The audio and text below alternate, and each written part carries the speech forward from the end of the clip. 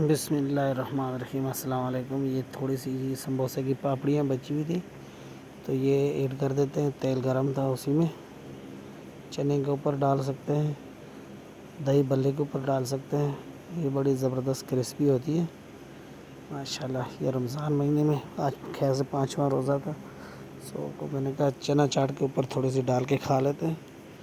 और आप में ये घर में भी हो तो बंदा पापड़ी इस चीज़ की बना सकता है, वीवीआईपी हो सकती है माशाल्लाह। इसी तरह ज़बरदस्त ये हो गया वीवीआईपी। कारे बा अलिया वे रे रे आज ना माशाल्लाह ना अलिया वे रे वे अलिया ये निकाल दिया माशाल्लाह ज़बरदस्त। आप भी घर में इसी तरह तैयार करनी है। ये देख सकते हो आप माशाल्लाह ज़बरदस्त क्रिस्पी बनती है। ओके, अल्लाह हाफ़िज़।